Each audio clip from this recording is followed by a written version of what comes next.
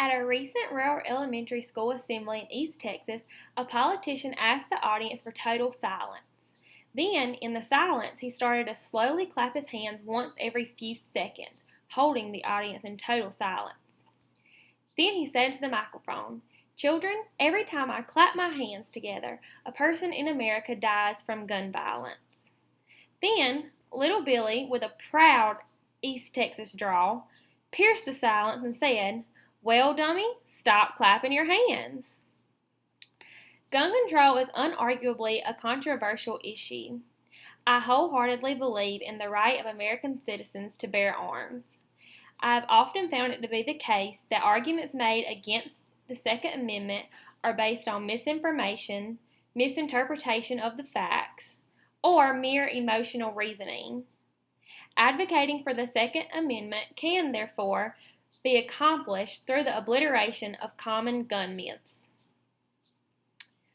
One of these myths is that gun control decreases crime. This is simply not the case. In fact, countries with higher gun ownership often have lower murder rates. This was the conclusion of a study conducted by several law professors at Harvard. Their study found no evidence at all to suggest that the availability of guns contributes to higher murder rates anywhere in the world. Russia, for example, enforces very strict gun control on its people, but its murder rate remains high. The murder rate in Russia is actually 4 times higher than in the United States, where we have relatively more lenient gun laws than they do. Further debunking the myth that gun control decreases crime, several European countries with significant gun ownership, like Norway, Finland, Germany, and France, have remarkably low murder rates. When you think about it, these findings are logical, in addition to the statistics. With strict gun laws in place, criminals and predators know that law-abiding citizens are probably not going to be armed. With more lenient gun laws, however, it is very possible that law-abiding citizens could be armed. This, in turn, would make them less likely to fall victim to an attack because they would have the ability to defend themselves. Allowing law-abiding citizens to be armed to protect themselves presents an occupational hazard for criminals. Indeed, that occupational hazard, more specifically, is the possibility that, as a criminal, you could be shot by a person you were intending to victimize. A second myth about gun control is that people who are against gun control must be criminals or gun-clinging hillbillies. Again, this is simply not the case. In fact, law-abiding citizens do not benefit from gun control.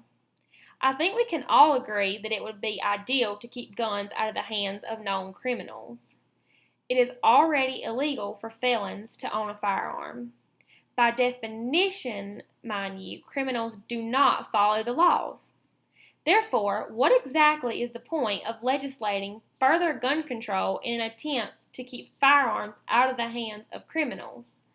Since criminals do not follow laws in the first place, passing more gun control laws would only restrict law-abiding citizens who have the right to protect themselves. Women, in particular, also do not benefit from gun control.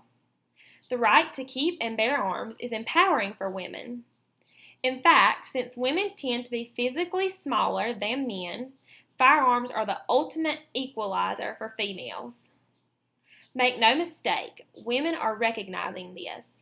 Gun permits for women have soared by over 42% from 2012, and female ownership in the National Rifle Association is steadily increasing as well.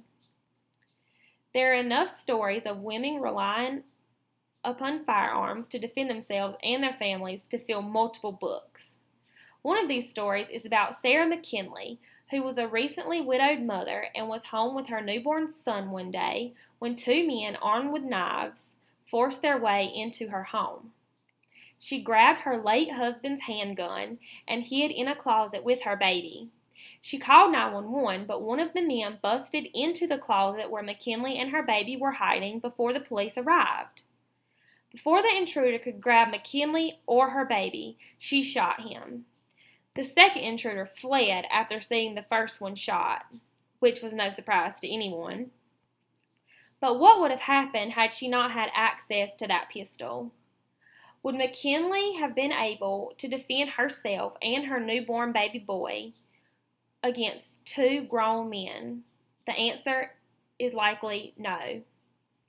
Taking away Second Amendment rights would take away the ability of women and other law-abiding citizens, such as McKinley, to defend themselves against attackers.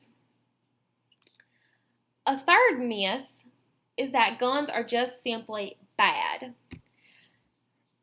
Let me tell you that guns are neither good nor bad.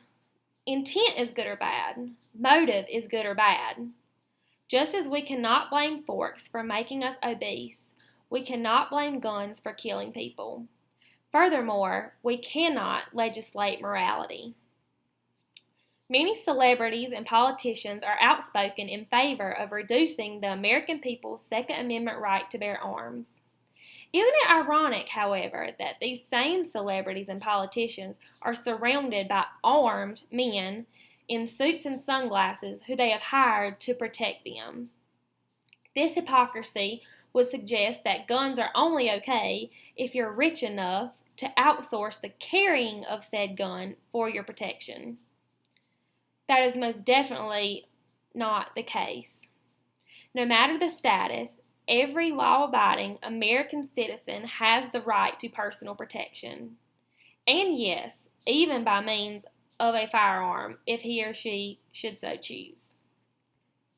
Gun control is an attempt to place unnecessary control on the American people.